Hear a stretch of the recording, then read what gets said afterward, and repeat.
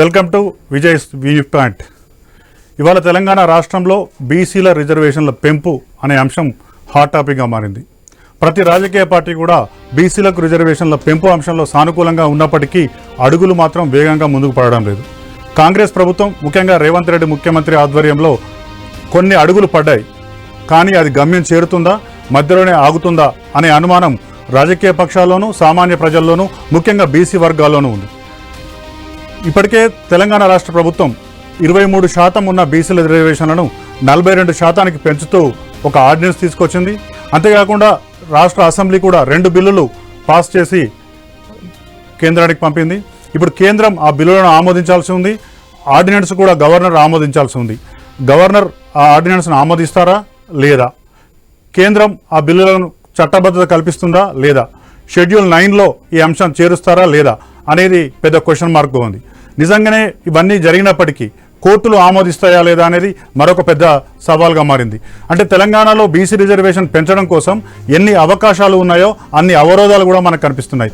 ఈ నేపథ్యంలో అసలు తెలంగాణలో కానీ ఇంకెక్కడైనా కానీ బీసీల రిజర్వేషన్ల పెంపు సాధ్యమవుతుందా కాదా, దీంట్లో రాజకీయ పక్షాలు చిత్తశుద్ధితో పనిచేస్తున్నాయా లేదా చర్చిద్దాం. ఈ అంశంపై మాట్లాడేందుకు సామాజిక ఉద్యమకారులు, సీనియర్ ఐఏఎస్ ఐపీఎస్ ఆఫీసర్లుగా పనిచేసిన వారు ఉన్నారు మనతో. ముందుగా బీసీ ఇంటలెక్చువల్ ఫోరం అధ్యక్షులు, బీసీ ఉద్యమాల కోసం పనిచేస్తున్న నాయకులు, ఇప్పటికే అనేక రకాల బీసీ భావజాల వ్యాప్తి కోసం కృషి చేస్తున్న సీనియర్ ఐఏఎస్ ఆఫీసర్గా రిటైర్ అయిన చిరంజీవులు గారు ఉన్నారు. నమస్కారం చిరంజీవులు. అలాగే మాజీ డీజీపీ గారు, సీనియర్ ఐపీఎస్ ఆఫీసర్గా అనేక దశాబ్దాల పాటు అటు తెలంగాణలో ఆంధ్రప్రదేశ్లో పనిచేశారు. ప్రస్తుతం బీఎస్పీ జాతీయ కోఆర్డినేటర్గా కూడా పనిచేస్తున్నారు. పూర్ణచంద్రరావు గారు మనతో ఉన్నారు. నమస్కారం సార్. నమస్కారం. ఆల్ ఇండియా బీఎస్పీ అండి. ఆల్ ఇండియా బీఎస్పీ కోఆర్డినేటర్గా ఉన్నారు. ఆర్ఎస్ ప్రవీణ్ గారు మనందరికీ సుపరిచితులే. వారు కూడా ఐపీఎస్ అధికారిగా అలాగే సామాజిక ఉద్యమాలలో కూడా చాలా చురుగ్గా పాల్గొని ఒక సమాజంలో పరివర్తన కోసం కృషి చేసిన వారు ఉన్నారు. ఈ ముగ్గురిని కూడా ఇవాళ ప్రధానంగా ఇక్కడ తీసుకున్నది ఏంటంటే రాజకీయాల కోసం కాకుండా బీసీ రిజర్వేషన్కు అమలు అయ్యేటట్లా పెంపు ఎట్లా సాధ్యం, నిజంగానే ఉన్న అవరోధాలేంటి, దాన్ని అధిగమించాలంటే ఏం చేయాలి, అసలు రాజకీయ పక్షాలకు మీరు ఒక గైడ్ అంటే ఒక మార్గం చూపెట్టాలి, అట్లాగే ప్రజలకు ఒక క్లారిటీ ఇవ్వాలనే ఉద్దేశంతో మిమ్మల్ని అందరినీ తీసుకురావడం జరిగింది. చిరంజీవులుగా సార్ మీరు చెప్పండి, ఇప్పుడు కాంగ్రెస్ ప్రభుత్వం బిల్లులు పాస్ చేసింది, తెలంగాణ అసెంబ్లీలో ఆర్డినెన్స్ కూడా తీసుకొచ్చింది. ఇంకా మా పని అయిపోయింది, ఇప్పుడు చేయాల్సిందంతా కేంద్రం, సెంట్రల్ గవర్నమెంట్ ఆమోదించాలి, పార్లమెంట్లో చట్టం చేయాలి, దాన్ని 9th షెడ్యూల్లో చేయాలి, గవర్నర్ కూడా ఆర్డినెన్స్ ఆమోదించాలి. దీనికోసం ఒత్తిడి తేవడం కోసం 3 రోజుల పాటు ఢిల్లీలో షెడ్యూల్ కూడా వాళ్ళు ప్రకటించి ఉన్నారు. జంతర్ మంతర్ల దగ్గర ధర్నా చేస్తామంటున్నారు, రాష్ట్రపతి దగ్గరికి వెళ్ళి అడుగుతామంటున్నారు, అట్లనే పార్లమెంట్లో కూడా వాయిదా తీర్మానాలు ఇవ్వడానికి కూడా సిద్ధమయ్యారు. దాంతోపాటు బీజేపీ వైఖరి ఎట్లా ఉంటుంది?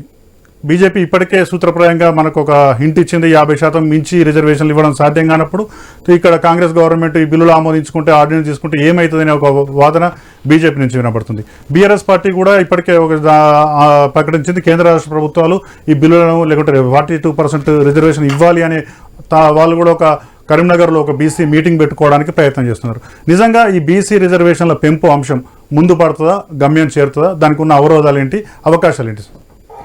సో ప్యానలిస్టులందరికీ మొట్టమొదట నమస్కారం. ముఖ్యంగా ఈరోజు మీరు ఒక మంచి రిలవెంట్ ఐటమ్ను తీసుకోవడం జరిగింది. చాలామంది మనసులలో కూడా ఇదే సందేహం ఉంది, ఒక బీసీ రిజర్వేషన్ అనే అంశం ఒక ఒడ్డుకు చేరుతుందా లేదా, ఏంటి దీని భవిష్యత్తు అనేది. సో ఈ అంశాన్ని మనం గమనించినట్టయితే రిజర్వేషన్లు ఇవ్వడానికి పెద్ద ఆటంకం అంటూ ఏం లేదు, కానీ రాజకీయ పార్టీలు వారి వారి పంతాను బట్టి ఎట్లా మూవ్ కావాలని చూస్తున్నాయి, ఎట్లా లబ్ధి పొందగలుగుతాం దీని నుంచి అనేది చూస్తూ ఉన్నాయి.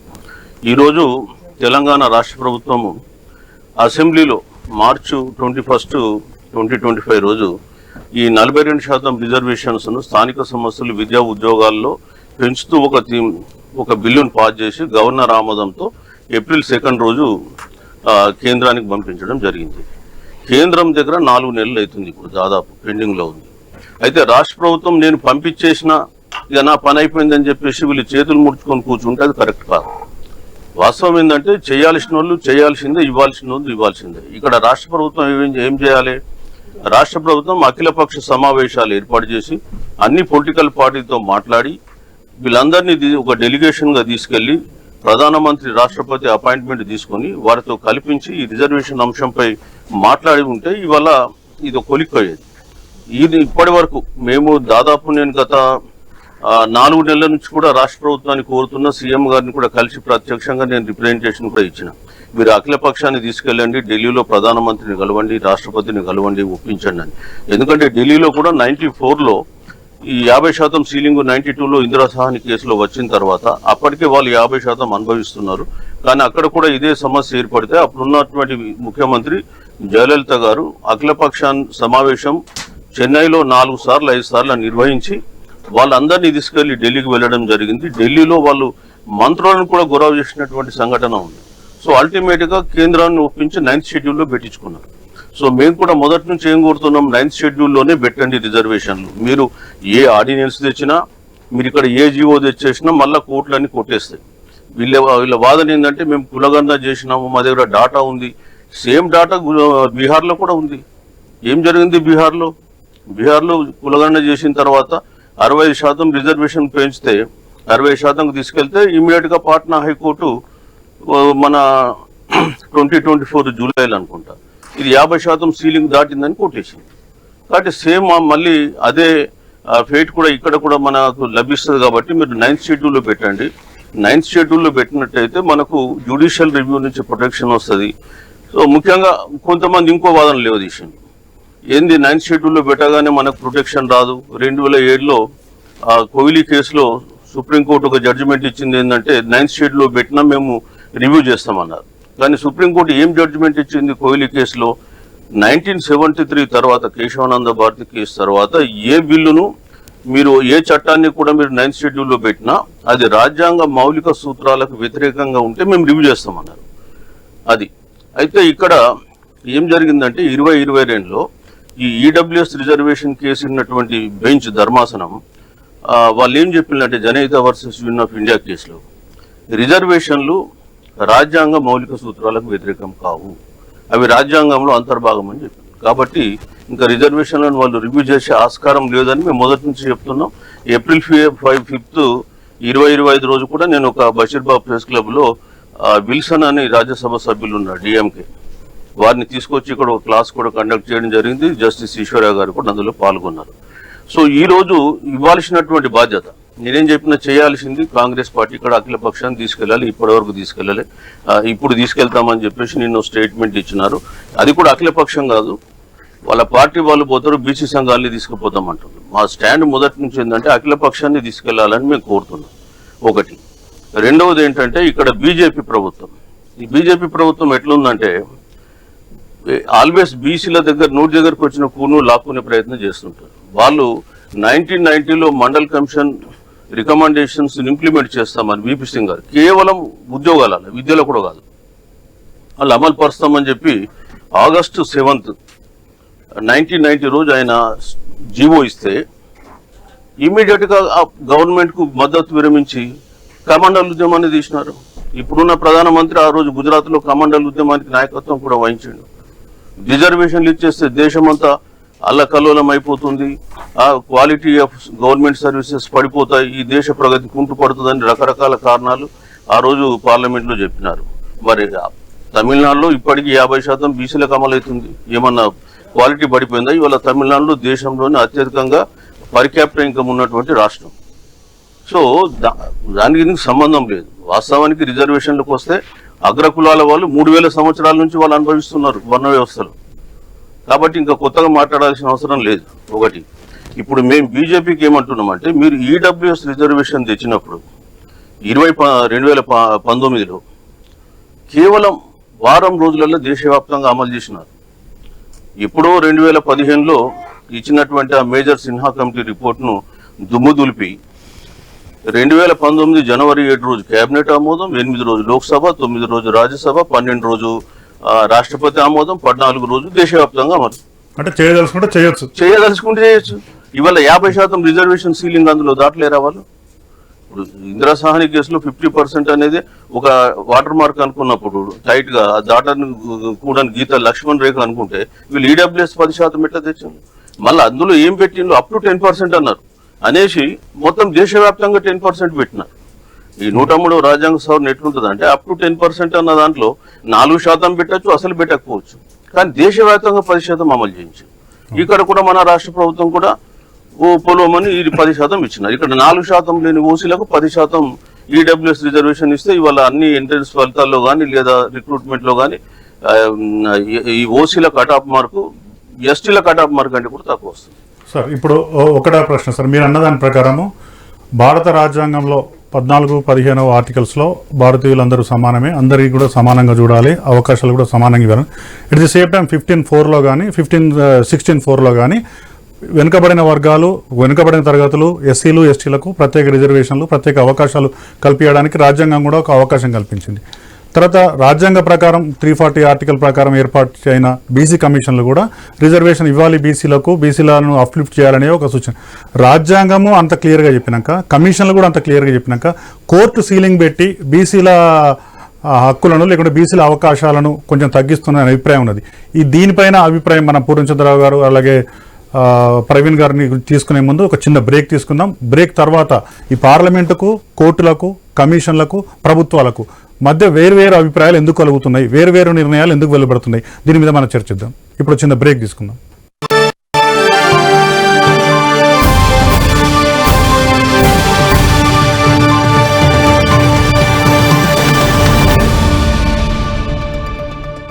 చూడడానికి ఇల్లు అందంగా ఉంటుంది, కానీ ఫ్లోర్స్ సంగతేంటి? ఎలిమ్ ఫ్లోర్ క్లీనర్స్ ఉందిగా. క్రిమి సంహారక మరియు ఫ్లోర్ పరిశుభ్రత, షైనింగ్ మరియు స్పాట్లెస్. Elim floor cleaner. మన ఎర్నింగ్స్ కి ఎక్స్పెండిచర్ కి ఎప్పుడు పొంతన ఉండదు, అందుకే సరైన సేవింగ్స్ అవసరం. అది కపిల్ చిట్స్ తోనే సాధ్యం. నా ఎంపిక Kapil chits.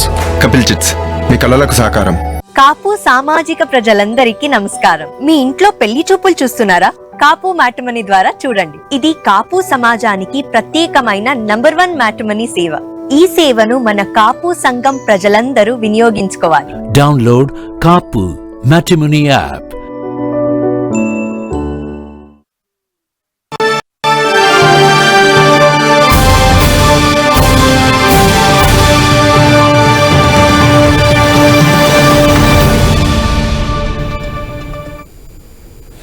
Welcome back to Vijay's view point. Sir Purnachandra sir చెప్పండి, మీరు రాజ్యాంగము బీసీలకు రిజర్వేషన్ ఇచ్చుకోవచ్చు అని చెప్పింది. రాజ్యాంగంలో ఎక్కడ కూడా లిమిట్ లేదు, ఇంతే లిమిట్ ఇవ్వాలని తెలియదు.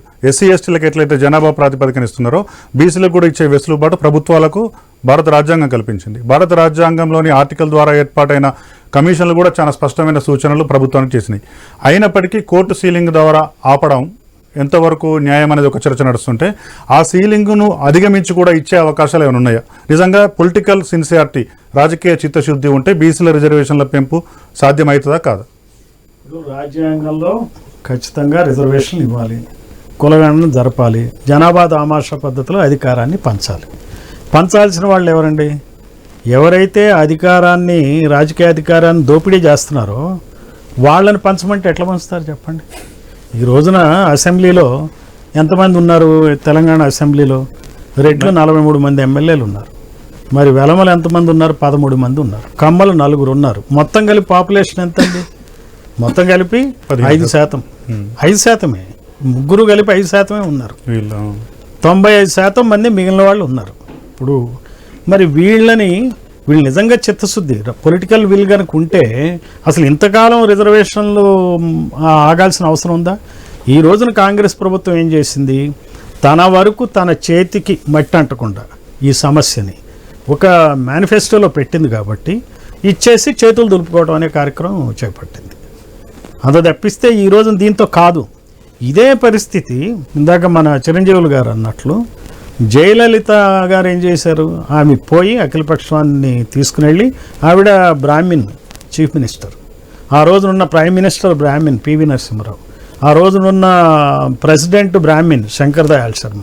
వాళ్ళు పొలిటికల్ విల్ ఉంది కాబట్టి ఈమె అక్కడ క్యాంప్ చేసి ఒక నెల పాటు సాధించుకుని వచ్చింది. 50% మించి రిజర్వేషన్లు తీసుకురాగలిగింది. ఇప్పుడు 69% రిజర్వేషన్లు తమిళనాడులో అమలు అవుతున్నాయి. అంటే చిత్తశుద్ధి ఉంది, పొలిటికల్ విల్ ఉండాలి.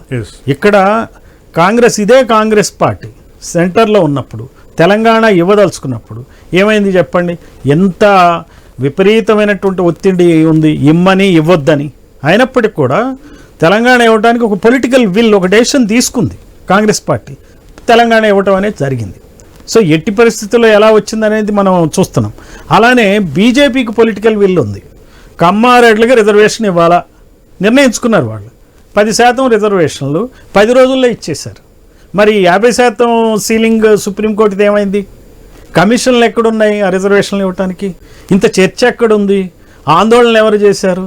ఏ ప్రజా సంఘాలు వచ్చినాయి? కమ్మ సంఘం ఏమన్నా ఆందోళన చేశారా? రెడ్డి సంఘం ఆందోళన చేసిందా? వెలమ సంఘం ఆందోళన చేసిందా? చేయకుండానే 10% రిజర్వేషన్లు ఎట్లా ఇచ్చారు చెప్పండి? ఆ 10% ఈడబ్ల్యూఎస్ రిజర్వేషన్ అన్ని కులాలకని అంటే సరే మనం ఒప్పుకోవచ్చు. కానీ ఏవైతే రిజర్వేషన్ పొందుతూ ఉన్నాయో బీసీ ఎస్సీ ఎస్టీలు మినహాయించి వాళ్ళకి ఇమ్మని చెప్పారు. సో మరి ఇక్కడ ఏముంటుంది? Political will. BJP government, Modi నేతృత్వంలో ఉన్న బీజేపీ గవర్నమెంట్ ఇవ్వదలుచుకుంది, ఇచ్చేసింది. అడిగేవాడే లేడు, ప్రశ్నించేవాడే లేడు, కోర్టులు కూడా అడ్డం రావు. అంటే మిగతా ప్రతిపక్ష వేరే గవర్నమెంట్స్ కూడా దాన్ని ఆమోదించిన, ఇంక్లూడింగ్ తెలంగాణ. సో అందరూ ఒకటే కదా. ఇప్పుడు అక్కడున్న గవర్నమెంట్స్ ఏంటి చెప్పండి? అక్కడ రాజపుట్ల గవర్నమెంట్ ఉంటుంది, బ్రాహ్మిన్స్ గవర్నమెంట్ ఉంది, వాళ్ళంతా భూస్వాములు. అక్కడ కాయస్థలు ఉంటారు, మార్వాడీలు ఉంటారు. అది వాళ్ళ గవర్నమెంట్ ఢిల్లీలో నడుస్తుంది, వాళ్ళు డెసిషన్ తీసుకున్నారు. అలానే ఇక్కడ గవర్నమెంట్ కేసీఆర్ ఆ రోజున ముఖ్యమంత్రిగా ఉన్నాడు, ఆయన 10% ఇమీడియట్గా ఆర్డర్స్ ఇచ్చాడు. అక్కడ జగన్మోహన్ రెడ్డి ఉన్నాడు, ఇక్కడ ఆంధ్రప్రదేశ్లో 10% ఒప్పుకున్నాడు. ఎవరు క్వశ్చన్ చేయలే, ఒక తమిళనాడు వాళ్ళే క్వశ్చన్ చేశారు. అలా కొన్ని రాష్ట్రాలు ఉన్నాయి. నేను చెప్పేది ఏంటంటే, ఏ కులాలు అయితే ఈ బీసీ ఎస్సీ ఎస్టీ మైనారిటీల యొక్క రాజకీయ అవకాశాలని దోపిడీ చేస్తున్నారు, ఆ కులాలు ఏలినంత కాలం ఈ రిజర్వేషన్లు రావడం అనేది కాదు, అయ్యే పని లేదు.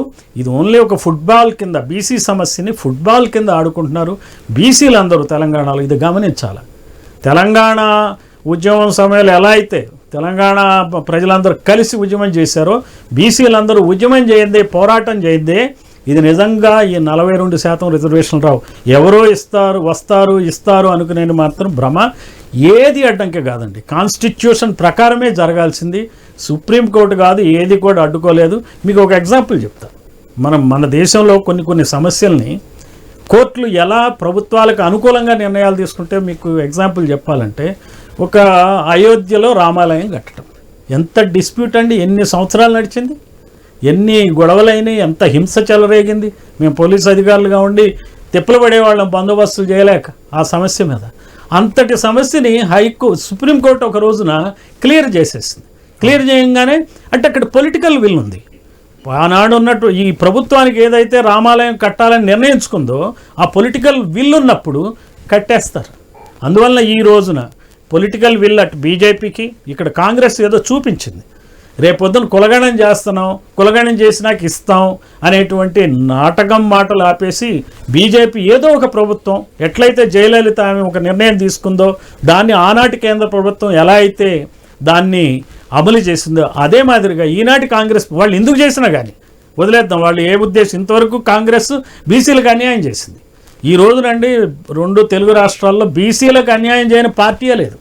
అటు ఎన్టీ రామారావు టీడీపీ హయాం నుంచి బీసీల పార్టీ అని చెప్పి ఆయన బీసీలకు అన్యాయం చేశాడు. చంద్రబాబు నాయుడు ఇంకెప్పటికి కూడా కంటిన్యూ అవుతుంది. ఆయన మేనిఫెస్టోలో 34% స్థానిక సంస్థల్లో బీసీలకు రిజర్వేషన్లు ఇస్తా అన్నాడు, ఇంతవరకు తేలే. అలానే బీసీ సంరక్షణ చట్టం తెస్తా అన్నాడు, ఇంతవరకు తేలే ఆయన. సో ఆయన ఇప్పటివరకు అన్యాయం చేస్తూ ఉన్నాడు. ఇక్కడ కూడా కేసీఆర్ ఒక సువర్ణ అవకాశం వచ్చింది. ఆయన రాష్ట్రం ఫామ్ అయినాక, ముఖ్యమంత్రి అయినాక 10 సంవత్సరాల పాటు ఏ వర్గాలైతే ఈ తెలంగాణ సాధనలో ఉద్యమించాయో అందులో ప్రముఖంగా ఎస్సీ ఎస్టీ మైనార్టీలతో పాటు బీసీలు ఉన్నారు. ఈ బీసీ వర్గాలకు మరి ఆయన న్యాయం చేయలే. 10 సంవత్సరాలు ఉన్నాడు, పట్టించుకోలేదు. ఎవరైతే పాలక కులాలు ఉన్నాయో ఆ కులాలకు అనుకూలంగానే పాలన సాగటం వలన ఈ రోజున బీసీలు ఇలా రోడ్డును పడాల్సి వచ్చినటువంటి అవకాశం ఉంది. అంటే సువర్ణ అవకాశాలు వచ్చినప్పుడు ఈ పొలిటీషియన్స్, నేను అంటాను, ఎందుకు నేను సువర్ణ అవకాశం అంటానంటే, ఈ రోజున అటు కేసీఆర్ కానీ, ఇటు చంద్రబాబు కానీ, ఇటు జగన్మోహన్ రెడ్డి కానీ గెలవాలంటే వేల కోట్ల రూపాయలు ఖర్చు పెడుతున్నారు. ఎందుకు ఖర్చు పెడుతున్నారండి? ఓట్లు కొనుక్కోవాల్సి వస్తుంది. ఎందుకు కర్మ పట్టింది మీకు? ఈ బీసీలకు న్యాయం చేస్తే, ఓట్లు వేస్తే మీరు సీఎంలకు ఉండేవాళ్ళుగా కలకాలం ఉండేవాళ్ళు కదా, మంచి పాలన అందిస్తే బీసీలు మీతో ఉండేవాళ్ళు, ఎస్సీలు మీతో ఉండేవాళ్ళు, ఎస్టీలు మీతో ఉండేవాళ్ళు. మీరు ఎందుకు ఇలా చేస్తున్నారు? ఇప్పటికైనా సరే బీసీలు ఈ యాంగిల్లో ఆలోచించాలా. ఈ ప్రభుత్వాలు మన ప్రభుత్వాలు కాదు, ఈ ప్రభుత్వాలకు మాత్రం వ్యతిరేకంగా వేయటానికి, ఓటు వేయటానికి రేపు స్థానిక సంస్థల్లో సన్నద్ధంగా ఉన్ననాడే అటు బీజేపీ తెలంగాణకు వచ్చేటోడు, అటు బీజేపీ కానీ ఇటు కాంగ్రెస్ని కానీ ఆదరించని పరిస్థితుల్లో మనం బీసీలు తయారుగాంది. ఈ చట్టాలు మాత్రం ఆ థ్రెట్ లేనిది ఈ చట్టాలు రావని చెప్పొచ్చు. సార్, మీరు చెప్పిన దాని ప్రకారమే పొలిటికల్ విల్ లేదనే విషయంలో మీరు ఇద్దరు కూడా మాట్లాడింది. సార్ ప్రవీణ్ సార్, మీరు ఒక విషయం చెప్పండి సార్. ఇప్పుడు రాజ్యాంగంలో ఎక్కడ కూడా భారతదేశంలో ఆర్థికపరమైనటువంటి రిజర్వేషన్లు లేవు సార్. ఆర్థికంగా వెనుకబాటుతనానికి రిజర్వేషన్లకు సంబంధం లేదు. విద్యాపరంగా సామాజికంగా వెనుకబడిన వర్గాలకు మాత్రమే రిజర్వేషన్లు. ఎందుకంటే అనాదిగా వేదకాలం నుంచి మొదలు పెట్టుకుంటే ఇప్పటి వరకు ఏదైతే అనగదొక్కబడ్డారో, అవమానించబడ్డారో, ఊరికి దూరంగా ఉంచబడ్డారో ఆ వర్గాలను అప్లిఫ్ట్ చేయాలి, వాళ్ళని అందరిలో సమాజంలో కలపాలనే ఒక సదుద్దేశంతో ఆ రోజు భారత రాజ్యాంగ నిర్మాతలు ఈ రిజర్వేషన్ సిస్టమ్ తెచ్చారు. కానీ ఆర్థికపరమైన అంశాన్ని జోడిస్తూ ఈడబ్ల్యూఎస్ రిజర్వేషన్ వచ్చింది. ఈడబ్ల్యూఎస్ రిజర్వేషను సాధ్యమైంది. ఎస్సీ ఎస్టీలకు జనాభా ప్రాతిపదికన రిజర్వేషన్ ఇచ్చే పద్ధతి సాకారమైంది. కానీ బీసీలకు వచ్చే వరకు 27% రిజర్వేషన్ కానీ మండల్ కమిషన్ తర్వాత అమలైంది. అది కూడా చాలా రాష్ట్రాలు అమలు కావట్లేదు. ఇప్పుడు మనం తెలంగాణ, ఆంధ్రప్రదేశ్లో చూసుకుంటే 23% రిజర్వేషన్. అంటే మండల్ కమిషన్ చెప్పిన 27% రిజర్వేషన్ కూడా ఇంకా చాలా రాష్ట్రాల్లో అమలు కావట్లేదు.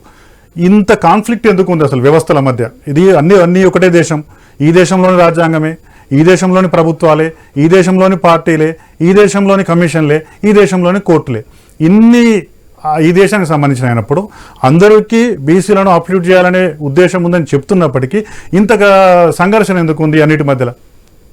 సంఘర్షణ ఎందుకుందంటే ప్రధానంగా విజయ్ గారు, మొట్టమొదట బీసీలకు మేము బీసీలని చాలా మందికి తెలియదు.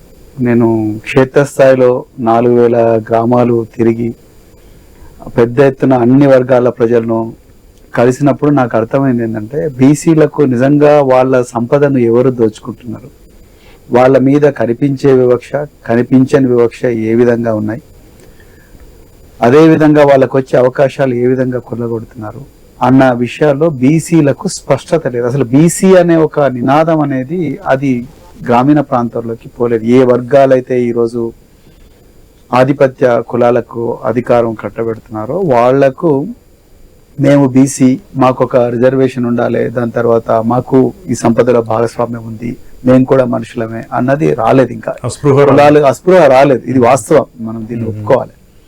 ఇప్పుడు కూడా కులాలుగానే మిగిలిపోయారు. ముదిరాజులు అంటే ముదిరాజుల కులమే, తర్వాత మళ్ళీ దాంట్లో తెనుగు సపరేట్ ఉంటుంది, అదేవిధంగా గొల్లలు అంటే మళ్ళీ గొల్ల కులం వేరే, కుర్మ కులం వేరే, అట్లా రకరకాల కులాలుగా విడిపోయిండ్రు. అది ఒక ప్రధానమైన పాయింట్.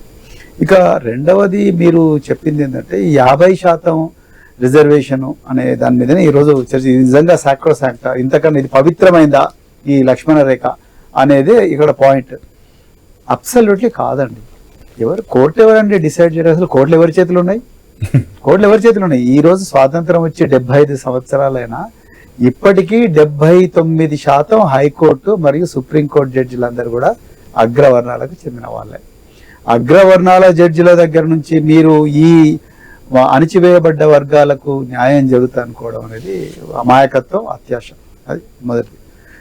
ఇంకొక విషయం ఏంటంటే, ఇది పొలిటికల్ గా ఎప్పుడు ఒక నినాదం అవుతుందంటే ఇది ఉద్యమ స్థాయి వచ్చినప్పుడే నినాదం అవుతుంది.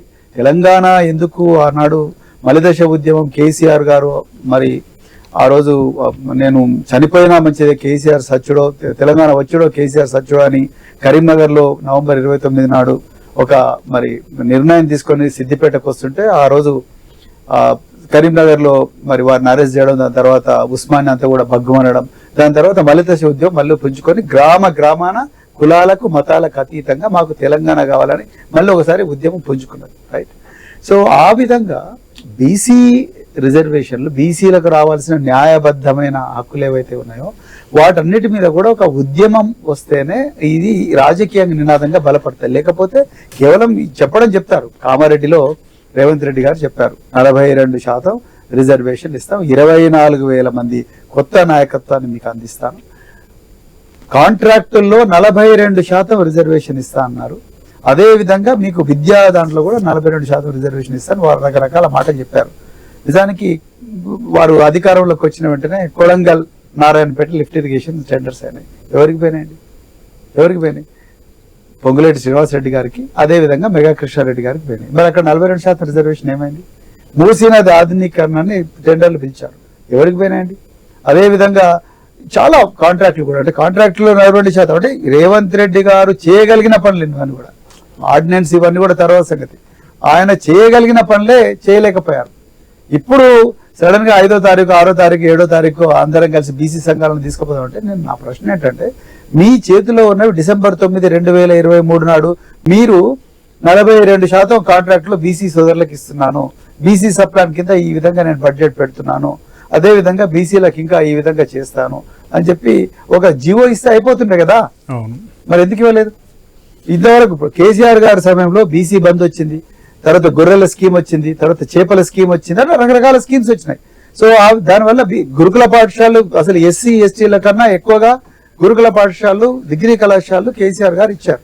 సో ఆ విధంగా మరి నువ్వేం చేసినావు అంటే, ఇది ఎందుకంటున్నా అంటే నేను ఈ విధంగా మనకు ఈ చైతన్యం అనేది గ్రామీణ ప్రాంతాల్లో పోయి ఈ రోజు రాజకీయ నాయకులు ఎవరైతే ఈ వాగ్దానాలు ఇస్తున్నారో ఆ వాగ్దానాలను మనం ప్రశ్నించినంత వరకు, గ్రామాన రచ్చబండల దగ్గర ఇళ్లలో ప్రతి చోట కూడా ప్రశ్నించినంత వరకు ఈ విధంగా వాళ్ళు అడ్వాంటేజ్ తీసుకుంటూనే ఉంటారు. ఇప్పుడు 79% అగ్రవర్ణాలే ఎందుకు జడ్జిలేదన్న విషయం ఎవరు ప్రశ్నిస్తున్నారు చెప్పండి? ఎవరు ప్రశ్నిస్తున్నారు? ఎవరు ప్రశ్నించడం లేదు. వాళ్ళని ఇన్ఫ్లుయెన్స్ చేసే మీడియా ఈ రోజు ఎవరి చేతిలో ఉంది? అది కూడా ఆధిపత్య వర్గాల చేతుల్లో ఉంది. అట్లా ఈ రోజు దేశంలో సంపద మీద నిర్ణయం తీసుకునే ప్రతి చోట కూడా ఇదే పరిస్థితి వస్తుంది. మండల్ కమిషన్ కూడా మీరు చూస్తే, మండల్ కమిషన్ 1992లో అమల్లోకి ఎట్లా వచ్చింది? ఆనాడు శరద్ యాదవ్ గారు, కాన్షీరామ్ గారు వీళ్ళు 46 రోజుల వీరోచిత పోరాటం చేసి మేము మీ ప్రభుత్వానికి మద్దతు ఉపసంహరిస్తాం అంటే అక్కడున్న రాజకీయ పరిస్థితులు కూడా ఆ విధంగా ఉన్నాయి. దేవిలాలు నేను బయటికి పోతా అని చెప్పడం, విపి సింగ్. సో ఆ విధమైన రాజకీయ అనిశ్చితి ఉండింది కాబట్టి ఈ ఇద్దరు మహానాయకులు ఈ వర్గాల ప్రతినిధులుగా పోరాటం చేసి ఉద్యమాల్లోకి వచ్చారు కాబట్టి, రాజకీయాల్లోకి వచ్చారు కాబట్టి వాళ్ళు దీన్ని అడ్వాంటేజ్ చేసుకుని బీసీలకు న్యాయం చేయగలిగారు. జయలలిత గారు సార్ చెప్పినట్టుగా జయలలిత గారు బ్రాహ్మణ్ కావచ్చు, కానీ ఆ ఒక బ్రాహ్మణ కులానికి చెందిన ఒక ముఖ్యమంత్రి కూడా ఈరోజు బీసీలకు 69% రిజర్వేషన్ తీసుకెళ్లాలి అన్న ఆలోచన ఎందుకు వచ్చింది అంటే కింద ఉద్యమం బలంగా ఉంది, చర్చ జరుగుతుంది. బీసీలు కానీ ఎంబీసీలు కానీ రకరకాల తమిళనాడులో విపరీతంగా చర్చ జరుగుతుంది. పెరియార్ రామస్వామి గారు కానీ ఇంకా రకరకాల కామరాజ్ నాడారు, ఇట్లా చాలా మంది కూడా ఈ బీసీ వాదం మీద దీని మీద పనిచేసిండ్రు కాబట్టి ఇక విధి లేక ఆమె ఆ రోజు ఆనాటి ప్రధానమంత్రి గారి దగ్గరికి పోయి చేసిందంటే ఇవన్నీ ఉద్యమ స్ఫూర్తి ఉన్నప్పుడే వస్తాయనేదే నా ఆలోచన. ప్రవీణ్ సార్, మీరు చెప్పినట్టు ఇక్కడ తెలంగాణ రాష్ట్రంలో 42% రిజర్వేషన్ సంబంధించి ప్రతి రాజకీయ పార్టీ కూడా మేము సిన్సియర్గానే ఉన్నాం కానీ ఎదుటి వాళ్ళు సిన్సియర్గా లేరు అనే ఒక బ్లేమ్ గేమ్ నడుస్తున్నది. ప్రధానంగా రేవంత్ రెడ్డి గారు కానీ కాంగ్రెస్ ప్రభుత్వం పెద్దలు నిన్న పొన్నం ప్రభాకర్ గారు కూడా మాట్లాడుతూ ఏంటి, మేము బిల్లులు పాస్ చేసినాం, మేము ఆర్డినెన్స్ తెచ్చినాం, మేము కులగణన తెచ్చినాం, ఇక తేవాల్సింది చేయాల్సిందంతా కేంద్ర ప్రభుత్వమే. అంటే 42% రిజర్వేషన్ తెస్తే అమలైతే కాంగ్రెస్ పార్టీ గొప్పతనం. ఇప్పుడు అది అమలు కాలేని పరిస్థితుల్లో ఆగిపోతే అది బీజేపీ చేసిన తప్పిదం. ఇప్పుడు బీజేపీ వాళ్ళు ఏం చేస్తున్నారు, మేము ఇవ్వలేదు హామీ, మీరు ఇచ్చారు, అది మీరు అమలు చేసుకోండి.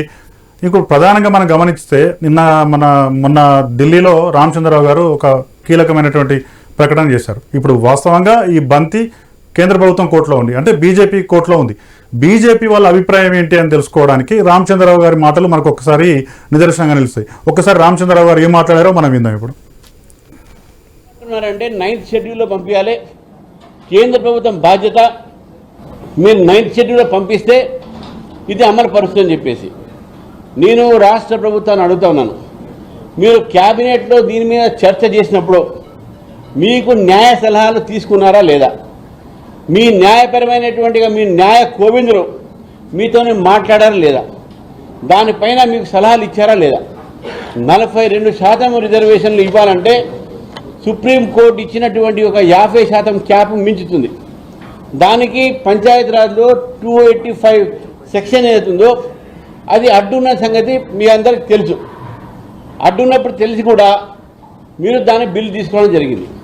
ఇప్పుడు ఆర్డినెన్స్ తీసుకొస్తున్నారు. ఆర్డినెన్స్ తీసుకొచ్చి మీరు 9th షెడ్యూల్లో దీన్ని పెట్టాలని చెప్పి మీరు అంటున్నారు.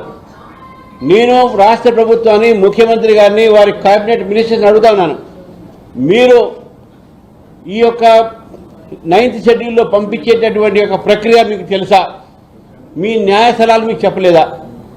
కేశవనంద భారతి కేసులో 1973లో కేశవనంద భారతి కేసులో చెప్పడం జరిగింది స్పష్టంగా, ఏదైనా సరే ఏ ఇష్యూని 9th షెడ్యూల్లో పంపిస్తే అది జ్యుడిషియల్ రివ్యూకు పోవాలి.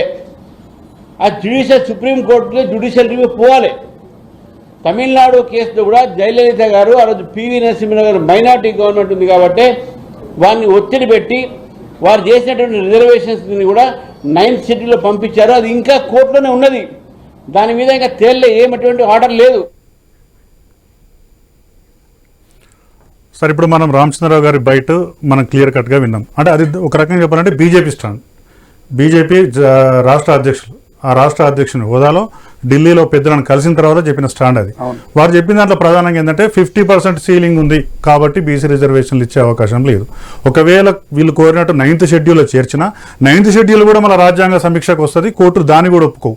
అంటే ఎటు తిరిగి ఇది సాధ్యం కాదు అనే విధంగా వారు చెప్తున్నారు. విజయ్ గారు, రాజ్యాంగాన్నే మారుస్తామంటున్న బీజేపీ మీరు రాజ్యాంగంలో ఉండే ఆర్టికల్ 15 కానీ 16 కానీ లేకపోతే 243 కానీ లేకపోతే 340 సెక్షన్ ఆర్టికల్స్ కానీ వీటిని గౌరవిస్తుందైతే నేను అనుకోవడం లేదు. 1992 సంవత్సరంలో విపి సింగ్ గారు మండల్ కమిషన్ నివేదికను ఆమోదించి ఉద్యోగాల్లో రిజర్వేషన్ ఇస్తాన్న అది ఏదైతే జివో ఇచ్చారో అది ఇచ్చిన వెంటనే ప్రధానంగా బీజేపీనే అడ్డం పడ్డది. మొదటి నుంచి దేశం మళ్ళీ వెనక్కిపోతుంది, దేశంలో మళ్ళీ అనాగరిక సమాజం వస్తుంది, మెరిట్ ఏమైపోను, పేద ప్రజలందరూ ఏం గాను అనే నినాదం తీసుకొచ్చి ఈ రోజు వరకు కూడా బీజేపీ వాళ్ళు అదే స్టాండ్ మీద ఉన్నారు. వాళ్లకు ఈ పేద వర్గాలు ఎప్పుడు కూడా వాళ్ళ ఏమంటారు వాళ్ళ బీజేపీ జెండాలు మోయాలి, లేకపోతే వాళ్ళు ఏవైతే యాత్రలు పెడుతున్నారో యాత్రలు చేసుకుంటూనే కూర్చోవాలి. వాళ్ళు ఎవరు కూడా సంపద ఎక్కడ ఉంటుందో అక్కడ రాకూడదు అనేది మీరు చూడండి. ఇప్పటికి కూడా సెంట్రల్ యూనివర్సిటీస్ లో ఇప్పటికి కూడా 80% అగ్రవర్ణాలే ఉంటారు ప్రొఫెసర్లు. ఓబీసీలు ఎక్కడున్నారు? ఈ దేశంలో 50% ఓబీసీలు. మరి ఎక్కడ పోయిన ఓబీసీలు అందరూ? వాళ్ళు చపరాసీలుగా, డ్రైవర్లుగా, లేకపోతే ల్యాబ్ అసిస్టెంట్లుగా ఉంటున్నారు. 70 సంవత్సరాలు మండల్ కమిషన్ వచ్చిన 1992లో నుంచి వీళ్ళకి ఎప్పుడు ఇంప్లిమెంట్ చేసిండ్రు ఈ ఎడ్యుకేషన్ ఇన్స్టిట్యూషన్ లో 2009 సంవత్సరాలు ఇంప్లిమెంట్ చేసిండ్రు. ఎందుకు ఇంత లేట్ అయింది? సో దీని మీద విపరీతమైన చర్చ జరగాల్సిన అవసరం ఉంది. సార్ ప్రవీణ్ సార్, ఇప్పుడే మనకు ఈ డిబేట్ చూస్తూ ఢిల్లీలో ఉన్న ఆర్ కృష్ణయ్య గారు కూడా మనకు లైన్లో వచ్చారు. వారితో మనం మాట్లాడే ప్రయత్నం చేద్దాం. నమస్కారం కృష్ణయ్య గారు. నమస్తే బ్రదర్. బాగున్నారా సార్? సార్, ఇప్పుడు తెలంగాణలో ఉన్న బంతి బీసీ రిజర్వేషన్ల పెంపు బంతి ఢిల్లీలో ఉంది. ఇప్పుడు మీరు ఢిల్లీలో ఉన్నారు, జాతీయ నాయకత్వంతో అందుబాటులో ఉన్నారు, పైగా బీజేపీలో ఉన్నారు. తెలంగాణ రాష్ట్ర ప్రభుత్వం ఆమోదించిన బిల్లులు కానీ తెచ్చిన ఆర్డినెన్స్ కానీ బీసీ రిజర్వేషన్ల పెంపుకు సంబంధించి బీజేపీ నాయకత్వంలోని కేంద్ర ప్రభుత్వం తీసుకోవాలి, బిల్లులను ఆమోదించి చట్టబద్ధత కల్పించి దాన్ని 9th షెడ్యూల్లో చేర్చాలనే ఒక డిమాండ్ రాష్ట్ర ప్రభుత్వం నుంచి వస్తుంది. నెక్స్ట్ ఆగస్టు 1st వీక్లో అక్కడ రాష్ట్రపతిని, గవర్నమెంట్ను, మిగతా పెద్దలను కూడా కలిసే అవకాశం ఉంది. ఈ విషయంలో బీజేపీ స్టాండ్ ఎట్లా ఉండబోతుంది? ఒక పాయింట్ సార్. నెంబర్ 2, బీసీ సంఘం నాయకునిగా మీ పాత్ర ఎట్లా ఉండబోతుంది ఈ సందర్భంగా? నేను ఈ రిజర్వేషన్లు పెట్టించిందే 1986లో నేను లోకల్ బాడీలు అప్పుడు దేశంలో ఎక్కడ లేవు. ఆ తర్వాత వరుసగా కొట్లాడి 92, 93లో విజయభాస్కర్ రెడ్డి పీరియడ్లో 34% పెంచుపించాము. అప్పటి నుంచి 34 అంతే అవుతున్నాయి. మళ్ళా ఇది తగ్గించినప్పుడు కూడా సుప్రీంకోర్టులో కేసు చేసినాం, గొడవ చేస్తున్నాం. మళ్ళా ఆ తర్వాత దీన్ని పెంచాలని అనేక సార్లు కేంద్ర ప్రభుత్వానికి రాజ్యాంగం సవరణ చేయాలని పోయిన ప్రధాని మన్మోహన్ సింగ్ కు, ఇప్పటి ప్రధానికి నరేంద్ర మోడీకి అనేక సార్లు విజ్ఞప్తి చేశాం. జనాభా ప్రకారం రిజర్వేషన్లు పెట్టే విధంగా రాజ్యాంగంలో ఒక సవరణ బిల్లు పెట్టాలని డిమాండ్ చేస్తున్నాం. ఇప్పుడు రాష్ట్ర ప్రభుత్వం విషయానికి వస్తే పెంచాలని రాష్ట్ర ప్రభుత్వం కాంగ్రెస్ పార్టీ ఎన్నికల మేనిఫెస్టో పెట్టింది, కామారెడ్డి డిక్లరేషన్ అనౌన్స్ చేశారు. వెల్ అండ్ గుడ్, దాన్ని మేము వెల్కమ్ చేస్తున్నాం. అయితే దాని ప్రకారం జనాభా లెక్కలు కూడా తీశారు. జనాభా లెక్కలు తీసాక అసెంబ్లీలో బిల్లు పాస్ చేశారు. బిల్లు పాస్ చేసాక దానికి గవర్నర్ ఆమోదం తీసుకొని జీవో తీసి ఎన్నికలకు పోవాలి. రాజ్యాంగంలోని 243 ఆర్టికల్ ఈ D6లో ఏమనుంది? కేంద్ర బీసీ రిజర్వేషన్లను నిర్ణయించే అధికారము రాష్ట్ర ప్రభుత్వానికి ఉంది అని. ఆ అధికారాన్ని ఉపయోగించలేదు కేంద్రం మీద. అంటే ఇదేంటిదంటే ఇది మేము పెంచితే కొట్టేస్తారు కోర్టు అని, కోర్టు కొట్టేస్తుందని చెప్పి పెంచకుండా జీవన చేయకుండా ఆపడం అనేది కూడా పద్ధతి కాదు. పెంచితే ప్రతి సందర్భంలో రిజర్వేషన్ లిస్ట్ వచ్చిన ప్రతి సందర్భంలో ప్రతిసారి కోర్టులు కొట్టేస్తాయి. అయితే ఈసారి కోర్టులో కేసు గెలిచే అవకాశం ఉంది.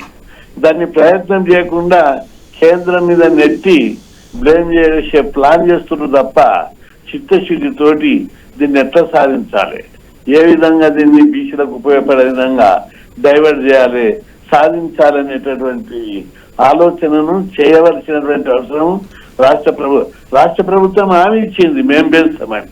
పెంచుతున్నప్పుడు మీరు గట్టి ప్రయత్నం చేయాలి కదా. లాస్ట్ ఓడిపోతే అప్పుడు కేంద్రం మీద మనం ఒత్తిడి తీసుకురావచ్చు. నువ్వు ఇప్పుడు కేసు గెలిచే అవకాశము 60% ఉంది. ఎందుకంటే జనాభా లెక్కలు ఉన్నాయి, రాజ్యాంగంలో ప్రొవిజన్ ఉంది, డెడికేటెడ్ కమిషన్ నియమించారు, అసెంబ్లీలో చట్టం చేశారు. ఇవన్నీ చట్ట ప్రకారం రాజ్యాంగ ప్రకారం కోర్టు తీర్పు సుప్రీంకోర్టు అగ్రకులాలకు 10% రిజర్వేషన్లు ఇచ్చినప్పుడు 50% సీలింగ్ క్యాప్ను సుప్రీంకోర్టు తొలగించింది. పరిస్థితులను బట్టి సందర్భాన్ని బట్టి 50% సీలింగ్ తొలగించవచ్చని ఇచ్చింది. ఇవి అన్ని అంశాలను పరిగణలోకి తీసుకుంటే కేసు గెలిచే అవకాశం ఉంది. బలమైన అడ్వకేట్లను పెట్టవచ్చు, పెద్ద ఎత్తున ప్రజా ఉద్యమం నిర్మించవచ్చు. హర్యానాలో ఏమైంది, చాలా పెద్ద ఎత్తున ఉద్యమం వచ్చింది. అప్పుడు జాట్లను బీచ్లో కలిపారు అక్కడ. అట్లే ఏదన్నా మూమెంట్ బలంగా తీసుకోవాల్సినటువంటి అవసరం ఉంది. కానీ ప్రభుత్వం అట్లా చేయకుండా కేంద్రం మీద నెట్టడానికి చూస్తుంది. బీజేపీ ప్రభుత్వం విషయానికి వస్తే బీజేపీ ప్రభుత్వం బీసీలకు పూర్తి అనుకూలంగా ఉంది. ఎందుకంటే ఇంతవరకు దేశానికి ప్రధానమంత్రిని ఏ పార్టీ అయినా బీసీని ప్రధానమంత్రి చేశారా? బీజేపీ పార్టీ చేసింది. రాష్ట్రపతిని ఒక గిరిజన మహిళ చేశారు. ఈ విధంగా సుప్రీంకోర్టు చీఫ్ జస్టిస్ దళితులను చేశారు.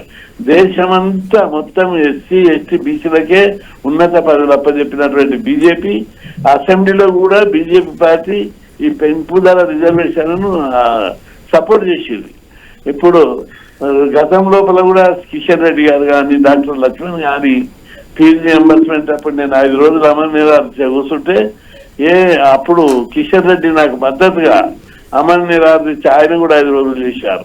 ఓకే కృష్ణ గారు, మీరు చెప్పిందంతా కూడా మనకు కనిపించిన వాస్తవమే, మీరు బాగా చెప్పారు.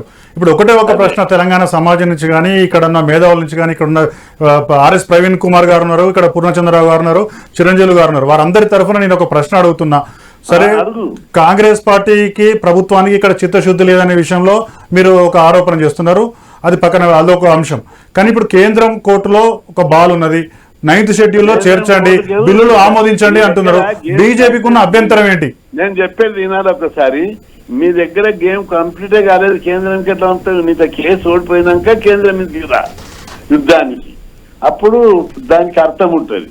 నువ్వు హైకోర్టులా సుప్రీంకోర్టులా కొట్టేస్తే అప్పుడు ఇప్పుడు మద్రాస్ హైకోర్టు రిజర్వేషన్ కొట్టేస్తే జయలలిత సుప్రీంకోర్టు కొట్టేసినాకనే 9వ షెడ్యూల్ కూడా ఫైనల్ కాదు. దాన్ని కూడా ఆ తర్వాత 9వ షెడ్యూల్లో చేసినటువంటి అనేక విషయాల లోపల కోర్టు కొట్టేసింది. కాబట్టి దానికి ఈజీ కాదు. బీసీలు అంటే ఈ దేశంలో అందరికీ చురుకన భావం ఉంది. మన లీడర్లేమో మంచిగా జరగాలని కోరుకుంటారు, తప్పు కాదని. దానికి పద్ధతి ఉంటుంది. ప్రజా మూమెంట్ ఎప్పుడు వస్తుంది? హైకోర్టు సుప్రీంకోర్టు కొట్టేసినప్పుడు ప్రజల లోపల ఆగ్రహం పెళ్ళుపుకుతుంది. అప్పుడు ఆ ఉద్యమంకు స్పందించి ఎవరైనా రాజ్యాంగం సవరణకు దేనికైనా ముందుకు వస్తారు. తప్పనిసరి యుద్ధం జరగవలసిందే, లేకపోతే యుద్ధం జరగకుండా దీనిలో సాల్వ్ కాదని.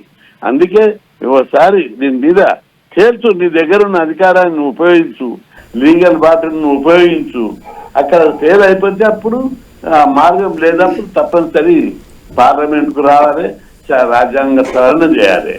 గతం లోపల పార్లమెంట్ లోపల ఎస్సీ ఎస్టీ ఉద్యోగుల ప్రమోషన్ల రిజర్వేషన్ లోపల 75వ రాజ్యాంగ సవరణ, 85వ రాజ్యాంగ సవరణ, 87వ రాజ్యాంగ సవరణ చేశారు. అయినా సుప్రీంకోర్టు స్టే ఇచ్చారు. మళ్ళా దాన్ని అధిగమించడానికి మళ్ళొక రాజ్యాంగ సవరణ చేశారు. ఇట్లా ప్రతి సందర్భంలో ఎస్సీ ఎస్టీ బీసీల విషయం లోపల ఏది చేసినా కోర్టులు అడ్డం జరుగుతున్నాయి. ఇప్పుడు కోర్టు తలది గెలుస్తామని అనుకుంటున్నాం మేము. ఎందుకంటే దానికి బలమైనటువంటి ఆధారాలు ఉన్నాయి. సుప్రీంకోర్టు కూడా అనేక సందర్భాల్లో జనాభా లెక్కలు ఉండి అనుకూలమైన సందర్భాన్ని బట్టి రిజర్వేషన్లు పెంచితే అభ్యంతరం లేదని సుప్రీంకోర్టు చెప్పింది. రిజర్వేషన్లు పెంచాలని బలమైన పబ్లిక్ మూమెంట్ ఉంది తెలంగాణలో. రెండవది జనాభా లెక్కలు ఉన్నాయి. అదేవిధంగా అసెంబ్లీలో చట్టం చేసిర్రు. దీన్ని బలంగా ఆదివేసి సుప్రీంకోర్టులో కూడా అనుకూలమైన వాతావరణం ఉన్నది. కాబట్టి గెలిచే అవకాశం ఉంటుంది. ఆ ప్రయత్నం చేయాలి. మూమెంట్ వస్తుంది అప్పుడు తప్పనిసరికు అందరం కూడా గట్టి ప్రయత్నం చేస్తాం. అప్పుడు బీజేపీ కూడా గట్టిగా అసెంబ్లీలో సపోర్ట్ చేసినప్పుడు బీజేపీ నన్ను బ్లేమ్ చేస్తారు. బీజేపీ ఆల్రెడీ అసెంబ్లీలో కృష్ణయ్య గారు ఒకటే నిమిషం. కృష్ణయ్య గారు, మన మాజీ డీజీపీ పూర్ణచంద్రరావు గారు ఉన్నారు, వారితో మీతో ఒకటే నిమిషం మాట్లాడతారండి. పూర్ణచంద్రరావు గారు అడగండి. ఇప్పుడు కృష్ణయ్య గారు వినపడుతుందండి మాట? పూర్ణచంద్రరావు గారు, మీరు బీసీ ఉద్యమాల్లో బాగా పనిచేశారు, బీసీగా మీరు పేరు తెచ్చుకున్నారు. బీసీ అవటం వల్లనే మీకు మంచి ఈ రోజున రాజ్యసభ ఎంపీగా ఉన్నారు. ఈ రోజున మీరు బీజేపీలో ఉన్నారు. కాంగ్రెస్ ఏం చేసిందో అది చేసింది. మీరు బీజేపీ ఒక్క మాట చెప్పు, దీనికి జవాబు చెప్పాలి. నేను చెప్తా, కంప్లీట్ చేసినాక చెప్పండి. బీజేపీ ప్రభుత్వంలో కాదండి, మా రిక్వెస్ట్ ఏంటంటే మీకు బీసీల తరఫున మీరు బీసీ ఎంపీగా మా రిక్వెస్ట్ ఏంటంటే బీజేపీని కన్విన్స్ చేసి 9 షెడ్యూల్లో ఇంక్లూడ్ చేస్తే మీరు చారిత్రాత్మకమైన పని చేసినట్టు మీ పేరు చిరస్థాయిగా ఉంటుంది. మీరు ఆ పని చేయండి. పూర్ణచంద్రరావు గారు, దానికే కాదు, ఎన్ని త్యాగాలకైనా సిద్ధంగా ఉన్న చట్టసభల రిజర్వేషన్ల కోసం ఇది చిన్న అంశం. దాని పెద్ద టార్గెట్ పెట్టుకొని ఉన్నాం మేము ఇక్కడ. చట్టసభలో రిజర్వేషన్లు పెట్టాలని ఇది చేయించండి. ఇప్పుడు బీజేపీ పార్టీ ఇది అయినాక అది చేద్దాం చేయాలని అడిగారు. ఇన్ని రోజులు ఎవరైనా చేసిరా? మేము పోయి కన్విన్స్ చేసి చేపించినాం. అందుకనే మిమ్మల్ని అడిగేది. Thank you sir. కృష్ణయ్య గారు, థ్యాంక్ యూ. మీ విలువైన సమయాన్ని మా కోసం కేటాయించారు. Thank you very much. మీ ప్రయత్నం కొనసాగి కేంద్ర ప్రభుత్వం ద్వారా కూడా మీ ప్రయత్నాలు ఇంకా ముందుకు పోవాలని కోరుకుంటున్నాం. Thank you sir. సార్, ఇప్పుడు మనం కృష్ణయ్య గారి అభిప్రాయం తెలుసుకుందాం. వారేమంటారు, వీరొక జీవో ఇచ్చి పడేస్తే అయిపోతుంది, కోర్టులు ఈజీగా ఓకే చేస్తాయనే విధంగా మాట్లాడుతున్నారు. ఇంకొక పాయింట్ కూడా చిరంజీవి సార్, నా ప్రశ్న, సుప్రీంకోర్టు తీర్పు ఎప్పుడు కూడా ఫైనల్ కాదు సార్. గతంలో కూడా ఈ ఈడబ్ల్యూఎస్ రిజర్వేషన్లను కూడా సుప్రీంకోర్టు చాలాసార్లు కొట్టేసింది. విపి సింగ్ గారి ప్రభుత్వంలో ప్రతిపాదన వస్తే, అప్పుడున్న పివి నరసింహారావు గారి ప్రభుత్వం ఒకసారి తీసుకొస్తే దాన్ని అప్పుడు కొట్టేసింది. కానీ తర్వాత మళ్ళీ అదే సుప్రీంకోర్టు ఆమోదించింది. 92 జడ్జిమెంట్ లోనే ఈ 10% ఎకనామికల్లీ వీకర్ సెక్షన్స్ ఇవ్వాలనే అంశాన్ని సుప్రీంకోర్టు కొట్టేసింది. తర్వాత ప్రయత్నాల వల్ల అది సాధ్యమైంది. ఎట్ ది సేమ్ టైం మన దగ్గర కూడా ఎంఆర్పిఎస్ ఉద్యమం ఫలితంగా కావచ్చు, అందరి సామాజిక ఉద్యమాల ఫలితంగా కావచ్చు, మాదిగా రిజర్వేషన్ పోరాటం అంటే ఈ వర్గీకరణ కోసం పోరాడితే వర్గీకరణ కోర్టులు కొట్టేసినాయి. ఇనిషియల్ స్టేజ్ లో కొట్టేసినాయి. ప్రయత్నాలు చేయగా వాస్తవ పరిస్థితి వీరేస్తూ పోతే మళ్ళీ ఇలా ఎస్సీ వర్గీకరణకు కోర్టు అనుమతి ఇచ్చింది. ఈ రెండింటితో పాటు ముస్లిం మైనార్టీల రిజర్వేషన్ సంబంధించింది కూడా గతంలో కోర్టులు కొట్టేసి తర్వాత ఓకే చేసినాయి. అంటే ప్రభుత్వాలు వాస్తవమైన విషయాలను కోర్టుకు చెప్పగలిగితే ఈ రంగాలలో, రాజకీయ రంగంలో, విద్యా రంగంలో, సామాజిక రంగంలో బీసీలు మా దగ్గర ఇట్లా వెనుకబడి ఉన్నారని ఒక డాటాను ఖచ్చితంగా కోర్టులకు అందించగలిగితే, కోర్టులు కూడా ఈ 50% సీలింగ్ ఎత్తేసి ప్రత్యేక కేసుగా పరిగణించి రిజర్వేషన్లు అనుమతి ఇచ్చే అవకాశం ఉందా లేదా? చిరంజీవి గారు చెప్పండి. ఇప్పుడు వారు కృష్ణయ్య గారు మాట్లాడుతూ ఏంటంటే జీవో ఇచ్చేస్తే సరిపోతుంది, గెలిచే అవకాశాలు 60% ఉన్నాయని చెప్పారు. కొట్టేసినాక మనం కోర్టుకు వెళ్దామని చెప్పి మాట్లాడుతున్నాం. ఇప్పుడు మనం ఒక తోవగుండా వెళ్తున్నాం, అక్కడ గుంట ఉంది, ఆ గుంటలో పడతామని తెలిసి కూడా మనం పోయి ఆ గుంటలో పడి లేచి ఆ తర్వాత మనం హాస్పిటల్ పోయి పోదాలంటే ఇలాంటి సందర్భం అది. సో మనకు తెలుసు ఏం అంటే కోర్టులు ఎలాంటి జడ్జిమెంట్లు ఇచ్చినాయి అనేది. ఈవెన్ ఇక్కడ 50% జడ్జిమెంట్ క్రాస్ చేస్తే బీహార్ గవర్నమెంట్ కూడా సర్వే చేసింది. మొత్తం కులగణన చేసిన తర్వాత లిస్ట్ అంతా బయట పెట్టి కులం ప్రకారం కూడా ఎంత జనాభా ఉందన్నది ప్రకటించారు. చేసినాక 65% రిజర్వేషన్ పెంచితే హైకోర్టు, పాట్నా హైకోర్టు కొట్టేసింది. సుప్రీంకోర్టుకు పోతే కూడా స్టే ఇవ్వాలి. ఇంకా అది సుప్రీంకోర్టు చూసిన దాంట్లో నడుస్తూ ఉంది. సో కోర్టులో, సుప్రీంకోర్టులో పెండింగ్ లో ఉంది ఇప్పుడు. ఓకే, సో ఇక్కడ మనం ఏం చెప్తున్నామంటే ఇదే రాష్ట్ర ప్రభుత్వం 2018లో పంచాయతీరాజ్ చట్టం తీసుకొచ్చేసి 2018 పంచాయతీరాజ్ చట్టంలో సెక్షన్ 9 కానీ 17 కానీ ఇతర సెక్షన్లలో బీసీలకు 34% రిజర్వేషన్ ఇచ్చేసి అంటే అప్పుడు ఒక జీవో ఇచ్చారు, ఇది 396 అని జీవో ఇచ్చి జూన్ 2018లో 34% బీసీలకు రిజర్వేషన్ ఇస్తే హైకోర్టులో స్వప్నారెడ్డి అనే అమ్మాయి దాన్ని ఛాలెంజ్ చేస్తే 50% సీలింగ్ దాటిందని కొట్టేసింది. తర్వాత మళ్ళీ సుప్రీంకోర్టు కొడితే సుప్రీంకోర్టు కూడా వెనక్కి పంపించింది. జీవో ఇస్తే ఏమైంది దానికి? తర్వాత వచ్చి ఆర్డినెన్స్ 2 ఇచ్చేసి సెక్షన్ 285A అనేది పంచాయతీరాజ్ చట్టంలో పెట్టి మళ్ళీ 23% రిజర్వేషన్తో ఎన్నికలు జరిపారు. ఆ గవర్నమెంట్ కు ఆ రోజు కనీసం ఈ కొటేషన్ 34% మేము అనఫిషియల్గా ఇస్తామని కూడా ఒక మాట చెప్పలే. జిహెచ్ఎంసీ ఎన్నికలలో ఇక్కడ 43% బీసీలకు ఇచ్చే అవకాశం ఉండే, ఎందుకంటే ఎస్సీలు 8%, ఎస్టీలు 1% ఉంటుంది, 9%. అంటే 50లో 9 పోతే 41% ఇచ్చే అవకాశం ఉన్నా ఇవ్వలే అప్పుడు ఉన్నటువంటి 2018లో ఉన్నటువంటి గవర్నమెంట్. సో ఏ గవర్నమెంట్ కూడా బీసీలకు చేయాలనే చిత్తశుద్ధి ఏం లేదు. మీరు అన్న పొలిటికల్ విల్ కానీ ఎలాంటిది ఏం లేదు. ఏంటంటే కేవలం బీసీలను ఓట్ బ్యాంక్ గా వాడుకోవడం తప్ప ఇంకో పని లేదు. సో అది వాళ్ళు చేస్తున్నట్టు అంశం. ఇవాళ మనం ఏమంటున్నాం, చట్ట ప్రకారం మీరు పోవాలంటే 9th షెడ్యూల్లో పెట్టుకుంటేనే మనకు రక్షణ. సుప్రీం మరి తమిళనాడు ఉంది. ఇవాళ నేను ఇంకో విషయం కూడా చెప్తాను, 9th షెడ్యూల్లో 284 చట్టాలు పెట్టారు. ఇప్పటి వరకు ఒక చట్టం కూడా సుప్రీంకోర్టు కొట్టేయాలి, ఒకటి ఇప్పటి వరకు కొట్టేయాలి. రామచంద్ర గారు చెప్తున్నారు రాజ్యాంగ సమీక్ష దేని మీద చేయొచ్చు, ఎందుకంటే సుప్రీంకోర్టు స్వతహాగా ఆ రైట్స్ ఉన్నాయి, మనం కాదని ఎందుకంటే 100% చేస్తారు. 284 చట్టాలలో ఒక చట్టం అన్న మీరు కొట్టేసిలా 21 సంవత్సరం అయింది ఇప్పుడు తమిళనాడులో, 31 సంవత్సరం. ఇప్పుడు ఈ చర్చను కొనసాగించే ముందు ఒక చిన్న బ్రేక్ తీసుకుందాం. బ్రేక్ తర్వాత ఇంకా విపులంగా ఈ పాయింట్ మీద చర్చిద్దాం. చిన్న బ్రేక్ ఇప్పుడు.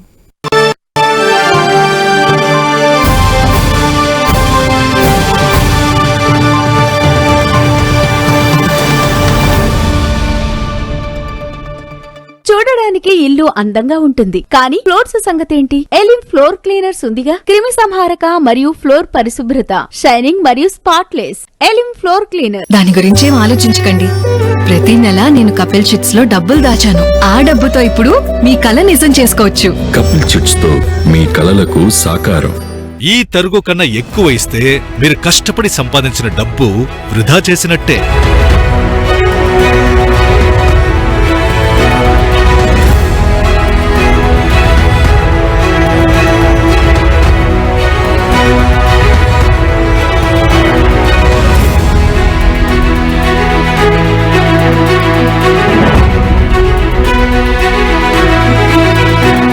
లలితాలో నగలు కొనండి, ఎక్కువ డబ్బులు ఆదా చేయండి. కాపు సామాజిక ప్రజలందరికీ నమస్కారం. మీ ఇంట్లో పెళ్లి చూపులు చూస్తున్నారా? కాపు మ్యాట్రిమనీ ద్వారా చూడండి. ఇది కాపు సమాజానికి ప్రత్యేకమైన #1 మ్యాట్రిమనీ సేవ. ఈ సేవను మన కాపు సంఘం ప్రజలందరూ వినియోగించుకోవాలి. Download Kapu matrimony app. చూడడానికి ఇల్లు అందంగా ఉంటుంది, కానీ ఫ్లోర్స్ సంగతేంటి? ఎలిం ఫ్లోర్ క్లీనర్స్ ఉందిగా. క్రిమి సంహారక మరియు ఫ్లోర్ పరిశుభ్రత, షైనింగ్ మరియు spotless. Elim floor cleaner.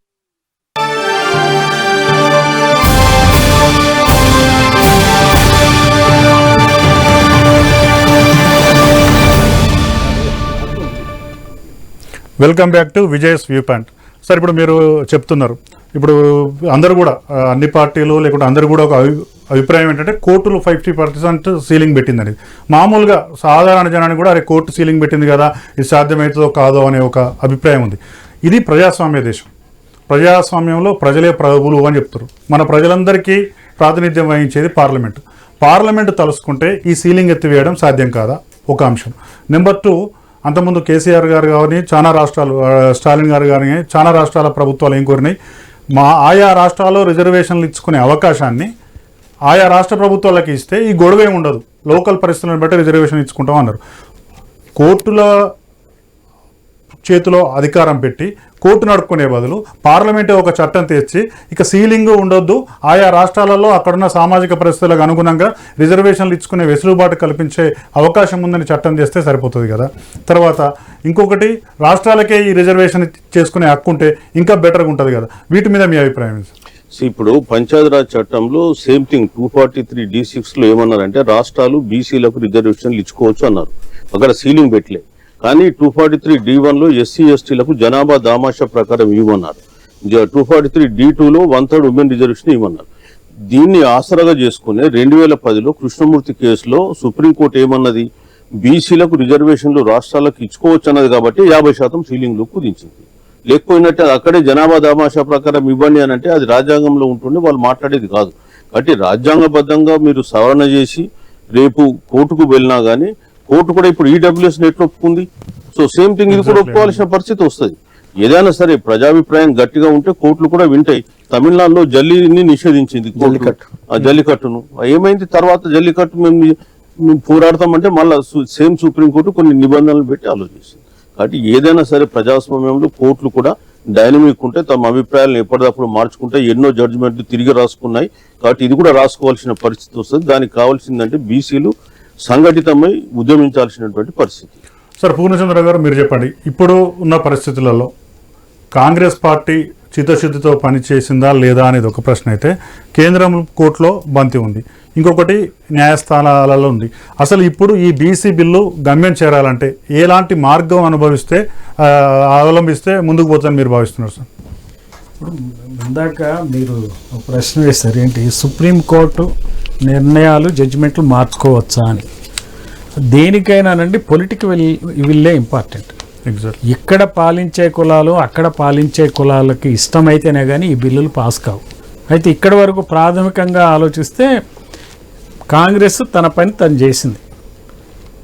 So మామూలుగా సెక్రటేరియట్లో ఫైల్ మూవ్మెంట్ ఉంటుంది చూసారా, ఈ ఒక సెక్షన్ నుంచి ఇంకో సెక్షన్ టేబుల్ మారింది, ఫైల్ మారింది. ఇప్పుడు అక్కడ ఏంటంటే వాళ్ళకి ఇవ్వటం ఇష్టంలే. ఇప్పుడు కనుక ఒప్పుకున్నారు అనుకోండి, ఆల్రెడీ బీహార్లో మరి బీజేపీ ఒప్పుకోలేదు కదా, నితీష్ కుమార్ ఇట్లానే రిజర్వేషన్ ఇచ్చాడు, అక్కడ హైకోర్టు ఆపేసింది, సుప్రీంకోర్టు కూడా ఆపేసింది.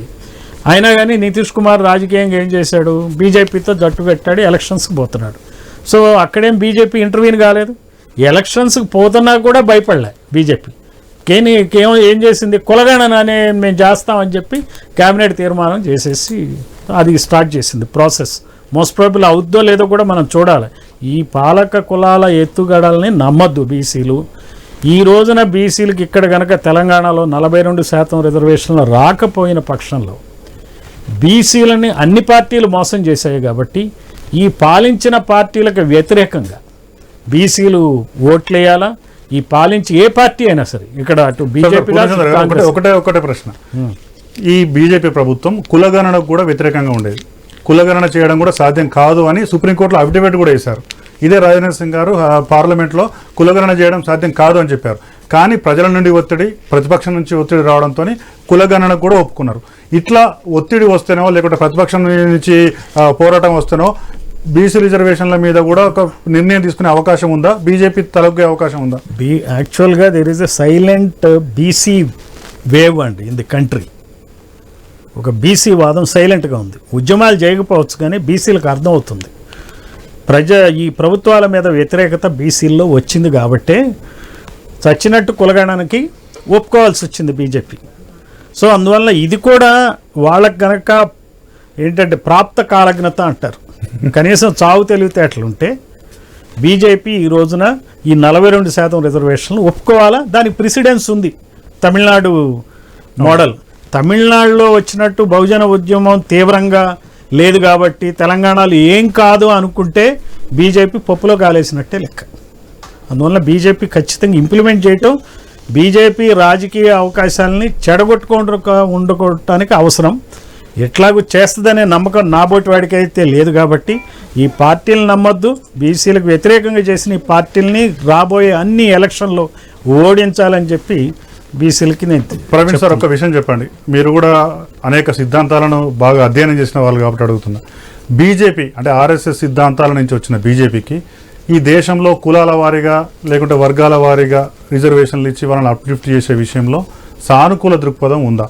అసలు రిజర్వేషన్లకు సైద్ధాంతికంగా బీజేపీ అనుకూలమా వ్యతిరేకమా? మీ అబ్జర్వేషన్ ఏంటి? చాలా మంచి ప్రశ్న అడిగినందుకు హృదయపూర్వక ధన్యవాదాలు.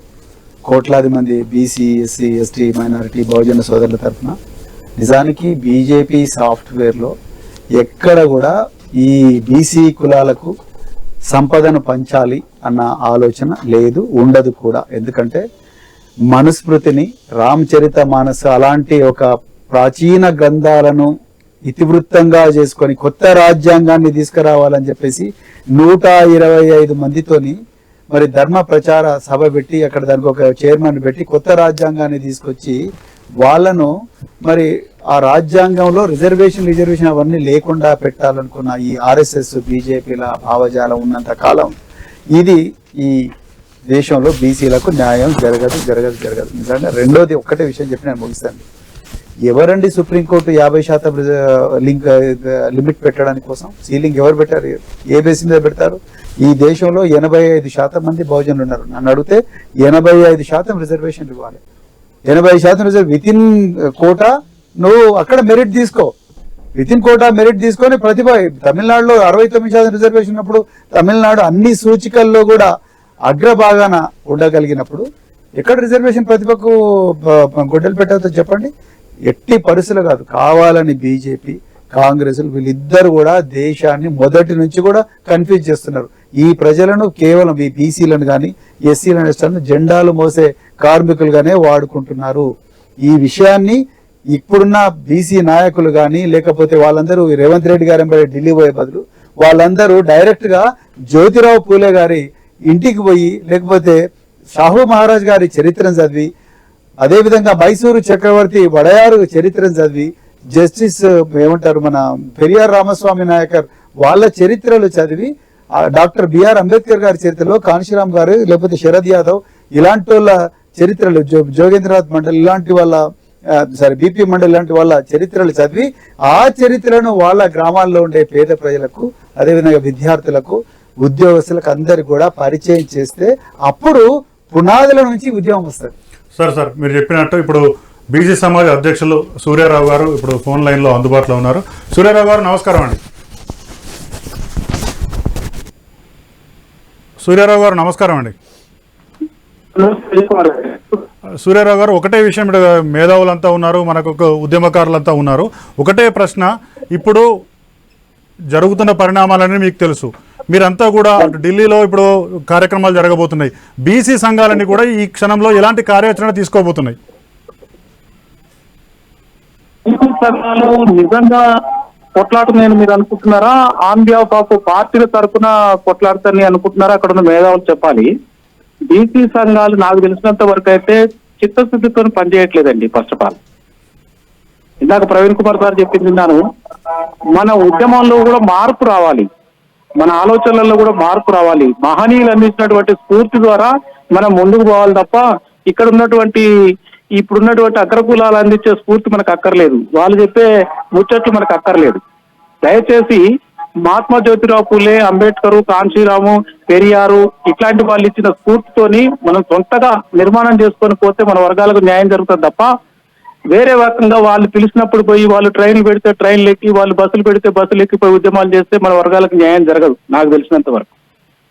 దయచేసి మన ఉద్యమ నాయకులందరూ కూడా నేను చెప్పేది ఏంటంటే బీసీ సమాజ్ తరఫున మనం స్వతహాగా ఉద్యమాన్ని నిర్మించాలా. లేట్ అయితే కావచ్చు, ఆలస్యం అయితే కావచ్చు. 1931లో ఆగిపోయింది సెన్సస్ భారతదేశంలో. బ్రిటిష్ వాళ్ళు ఆ సెన్సస్ ద్వారా అనేక సంక్షేమ ఫలాలు కింది స్థాయికి ఎలా పోవాలనే దాని మీద వాళ్ళు అప్పుడు ఒక గొప్ప ఆలోచన చేస్తున్నారు. నిజంగా కూడా వాళ్ళు గ్రేటే. కానీ మనకు స్వతంత్రం తెచ్చుకున్న తర్వాత మన నాయకులు మన బహుజనులందరినీ కూడా విస్మరిస్తున్నారు.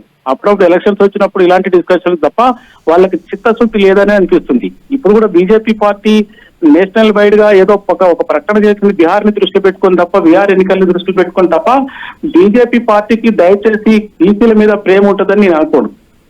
ఓకే, థ్యాంక్ యూ సూర్యారావు గారు, thank you very much. Sir last and final ఒకటే ఒక ప్రశ్న చిరంజీవి గారు, మీరు కాంగ్రెస్ ప్రభుత్వం ముఖ్యంగా రేవంత్ రెడ్డి గారి మంత్రివర్గం ఒక ప్రతిపాదన ఏం చేస్తుందంటే, ఏదైనా కారణాల వల్ల 42% రిజర్వేషన్ ఈ రాష్ట్రంలో అమలు చేయలేకపోతే మా పార్టీ తరఫున మేము 42% టికెట్లు ఇస్తాము, మిగతా రాజకీయ పార్టీలు కూడా అలాగే టికెట్లు ఇవ్వాలి అనే ఒక ప్రతిపాదన తెస్తుంది. దీన్ని మీరు ఎట్లా అర్థం చేసుకుంటారు సార్? అది ఎట్టి పరిస్థితుల్లో ఒప్పుకునేటువంటి అంశం కాదు. మేము మొదటి నుంచి కూడా దాన్ని ఆపోజ్ చేస్తున్నాం. ఎందుకంటే మీ దయాదాక్షిణ్యం మీద మాకు రిజర్వేషన్ అవసరం లేదు, చట్టబద్ధమైన రిజర్వేషన్లు కావాలి. కాబట్టి 42% చట్టబద్ధంగా ఇవ్వమని కోరుతున్నాం. సో మేము మొదటి నుంచి కూడా కోరేది ఒకటే, ఈ రిజర్వేషన్ 9th షెడ్యూల్లో ఉండాలి. అందుకే కోరుతున్నాం. అది 9th షెడ్యూల్లో ఉన్నప్పుడే మనకు రక్షణ వస్తుంది. అంతవరకు ఈ ఉద్యమంకి అంతం లేదు. అదేవిధంగా వాళ్ళు ఏ విధంగా రిజర్వేషన్లు ఇచ్చినా మాకు ఆమోదయోగ్యం కాదు. Thank you sir. అట్లే బీజేపీ గవర్నమెంట్ ఒక దీనికి రిజర్వేషన్లకు వ్యతిరేకంగా ఉందని ప్రవీణ్ గారు చెప్తున్నారు. వాస్తవం చూస్తుంటే కూడా అనేకమైన అంశాలు రామచంద్రరావు గారు చెప్పిండ్రు, ఇంతకుముందు కృష్ణయ్య గారు చెప్పిండ్రు, మీరు జీవో తెచ్చుకోండి మాకు సంబంధం లేదు. ఇదే సమయంలో కేంద్రంలో ఉన్న ప్రతిపక్ష పార్టీ రాహుల్ గాంధీ నాయకత్వంలోని ఇండియా కూటమి 50% సీలింగ్ ఎత్తివేసే విధంగా మేము పార్లమెంట్లో చట్టం తెస్తామని ఒక స్పష్టమైన హామీ ఇస్తున్నారు. అంటే రాబోయే కాలంలో ఒక మంచి రోజులను ఆశించవచ్చు. మీరు ఇందాక అడిగిన ఒక ప్రశ్న 42% ఒకటి చెప్తానండి. చెప్పండి సార్. బీసీలకి 42% కాదు టికెట్లు. కమ్మారెడ్డి వెలమలకి 5% టికెట్లు ఇవ్వనండి కాంగ్రెస్ని. 5% జనాభా ఉంది, మిగిలిన వాళ్ళందరికీ ఇవ్వనండి. 42% కాదు, ఈ 5% ఇవ్వాలి. అప్పుడు వాళ్ళ చిత్తశుద్ధి తెలుస్తుంది. సార్ ప్రవీణ్ గారు లాస్ట్గా చెప్పండి, ఇప్పుడు బీసీలకు ఒక రాజ్యాంగ రక్షణ లేకుండా పోయింది, కోర్టుల పరంగా కూడా పెద్ద సహకారం లేకుండా పోయింది, ప్రభుత్వాలు కొంత ప్రయత్నం చేసినట్టు తెలుస్తున్నప్పటికీ ఆ అడుగులు గమ్యం చేరుకునే లోపే ఆగిపోతున్నాయి. ఇప్పుడున్న మార్గం ఏంటి? బీసీలు ఒక గొప్ప ఉద్యమాన్ని నిర్మించాలి, పునాదుల నుంచి ఉద్యమం నిర్మించాలి. ఇంతకుముందు సూర్యరావు గారు చెప్పింది అదే. లేట్ అవుతుండొచ్చు. ఆనాడు 1930వ సంవత్సరంలో చైనాలో మరి ఆనాడు కొమింటాంగ్ శక్తులు ఇవన్నీ కూడా మావో సేటింగ్ మీద, ఎర్ర సైన్యం మీద విపరీతంగా దాడులు చేస్తుంటే మావో సేటింగ్ 18 నదులు 21 పర్వతాలు దాటి లక్షల మంది చనిపోయినా ఏనాన్ ప్రావిన్స్ పోయి అక్కడి నుంచి ఒక బలమైన ఎర్ర సైన్యాన్ని నిర్మించి మళ్ళీ ఆ ప్రజలందరినీ 15 సంవత్సరాలు చైతన్యవంతం నడిపించుకొచ్చి బీజింగ్కి వచ్చేసి చైనాను విముక్తం చేస్తాడు. ఆ విధంగా బీసీలందరూ కూడా, నేను ఇంతకుముందు ఎంతో మంది ఈ ఉద్యమానికి సహకరించిన మహనీయులు ఎవరైతే 2 శతాబ్దాలుగా పోరాడుతున్న మహనీయులు ఎవరైతే ఉన్నారో వాళ్ళందరి స్ఫూర్తితోని గ్రామీణ ప్రాంతాల్లోకి వెళ్ళాలి. ఇక్కడ మనం ఏదో టీవీ స్టూడియోల దగ్గరనో, లేకపోతే కాలేజీలో, లేకపోతే గవర్నమెంట్ ఆఫీసుల్లోనో, లేకపోతే చిక్కడపల్లిలో ఒక చిన్న ఆఫీస్ పెట్టుకొని మాట్లాడడం కాదు. గ్రామీణ ప్రాంతాలకు అసలు బీసీలు అంటే ఎవరు, ఎందుకు మనం బీసీలమైన, బడుగు అనే పదం ఎందుకు వచ్చింది, అసలు మనం బడిగెట్లయితాం? సమాజంలో 60% జనాభా ఉన్న మనము, 50% జనాభా ఉన్న మనం దుక్కి దున్నకపోతే, లేకపోతే నారేయకపోతే, లేకపోతే పంట కోయకపోతే, చెప్పులు చేయకపోతే, రోడ్లు ఓడకపోతే ఈ సమాజం ఎట్లా బతుకుతుంది? కానీ మనం ఇవాళ ఉత్పత్తి శక్తులకు బాధ్యులుగా మనం ఉండి ఇవాళ మనము అడుక్కున్నాడు ఏంది అన్న భావన అనేది గ్రామీణ ప్రాంతాల్లో అందరికీ ఉండాలి. అంతే తప్ప బడుగు, నిమ్న అంటే పదాలకు వ్యతిరేకం అండి. వెనకబడిన తరగతులు అంటే కూడా నేను వ్యతిరేకం. వెనకకు నెట్టివేయబడ్డ తరగతులు, అణచివేయబడ్డ, అనగారిన వర్గాలు కాదండి, అణచివేయబడ్డ తరగతులు, అణచివేయబడ్డ వర్గాలు. సో వీళ్ళందరూ ఆ భావజాలాన్ని మార్చుకొని మేము కూడా ఈ పాలనలో అందరికన్నా బాగా చేస్తాము.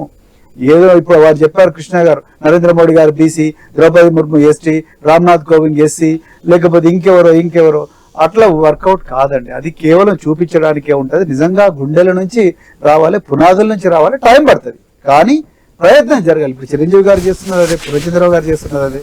ఈ ప్రయత్నం లక్షలాది మంది చేయగలిగినప్పుడు వాళ్ళ కంఫర్ట్ జోన్ నుంచి బయటికి రావాలి. అంతే తప్ప లేకపోతే కన్ఫ్యూజ్ చేస్తూనే ఉంటారు. అందరు కన్ఫ్యూజ్ అయిపోతూనే ఉంటారు. వర్గాలు అట్లనే వెనక్కిపోతుంటే, వెనకబడిన తరగతులు అంటే వెళ్ళకుండా మనం ఒప్పుకుంటాం, బడుగు అంటే ఒప్పుకుంటాం, నిమ్న అంటే ఒప్పుకుంటాం. నిమ్న ఏంటి అసలు? నిమ్న అనే పదం ఎందుకు వచ్చింది?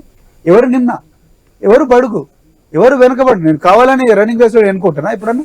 నేను ముందరికి పోవాలని చూస్తా, కానీ నన్ను నెట్టిండ్రు అనాదిగా. సో అది ఆ భావజాల మార్పు అనేది పొలిటికల్ పార్టీలతో రాదు, మేధావులతో వస్తుంది, నిజమైన ఉద్యమకారులతో వస్తుంది. అప్పుడే ఇప్పుడు పార్టీలు చేస్తున్న ప్రయత్నం అంతా ఓట్ల కోసం అంటారు. పార్టీలు చేస్తున్న ప్రయత్నం ఓట్ల కోసం అని నేను అన్నాను, కానీ అంటే పూర్తిగా ఓట్ల కోసం అన్నాను, కానీ నేను వాళ్ళ చిత్తశుద్ధి అనేది, ఇప్పుడు కాంగ్రెస్ పార్టీకి ఎక్కడ చిత్తశుద్ధి చెప్పండి?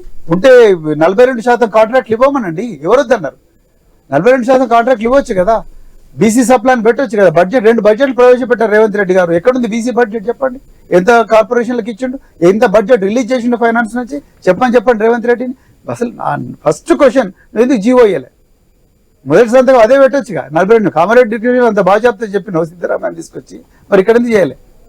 ఆ ప్రశ్న రేవంత్ రెడ్డిని అందరు అడగాలి, అక్కడ ఉన్న బీసీ నాయకులు అడగాలి. అడిగిన వాళ్ళందరి మీద ట్యాపింగ్లు ఇవన్నీ మీకు తెలిసిన విషయాలు అవన్నీ నేను మాట్లాడాను. అర్జెంటుగా కాంగ్రెస్ ప్రభుత్వం విఫలమైంది, వాళ్ళు గద్దె దిగాలి. Thank you sir, thank you very much sir. Chiranjeevi గారు నమస్కారం. Thank you sir. పూర్ణచంద్రరావు గారు నమస్కారం. ప్రవీణ్ గారు నమస్కారం. ఇది ఇవాళ బీసీ రిజర్వేషన్లకు సంబంధించి జరుగుతున్న హంగామానండి, తంతానండి, మొత్తం మీద బీసీ రిజర్వేషన్ల పెంపుకు సంబంధించిన అంశంలో మేధావుల అభిప్రాయం. ఇప్పటివరకు బీసీ ఉద్యమ నాయకుల అభిప్రాయాలు కూడా విన్నాం. మొత్తంగా బీసీ అనే అంశం బీసీ రిజర్వేషన్ల పెంపు అనే అంశం ఇలా రాజకీయాలను సమాజాన్ని చాలా ప్రభావితం చేస్తున్నది. వచ్చే వారం అంతా కూడా అన్ని రాజకీయ పక్షాలు చాలా చాలా చాలా బిజీగా ఉండబోతున్నాయి బీసీ అంశాన్ని లేవనెత్తుకొని. 3 రోజుల పాటు ఢిల్లీలోనే మకాం వేసి కాంగ్రెస్ నాయకులు అటు పార్లమెంట్లో వాయిదా తీర్మానాలు ఇవ్వబోతున్నారు, రాష్ట్రపతిని కలవబోతున్నారు, ఇండియా కూటమి నాయకులను కలవబోతున్నారు, జంతర్ మంతర్ వద్ద ధర్నా చేయబోతున్నారు. అటు బీజేపీ కూడా కార్యాచరణ ప్రకటించింది రాష్ట్ర ప్రభుత్వంపై ఒత్తిడి తేవడానికి. అలాగే బీఆర్ఎస్ పార్టీ కూడా ఒత్తిడి తెచ్చింది. ఇంకా చాలా మంది ఉద్యమకారులు వాళ్ళంతా కూడా తమ తమ కార్యాచరణ సిద్ధం చేసుకుంటున్నారు. చూద్దాం రిజర్వేషన్ల పెంపు అంశం ఏ గమ్యం చేరుకుంటుంది, వచ్చే అవతరణ ఏంటి, దాన్ని బీసీ సమాజం ఎట్లా ఎదుర్కొంటుందో చూద్దాం. Thank you very much. ఇది ఈనాటి విజయ్స్ వ్యూ పాయింట్.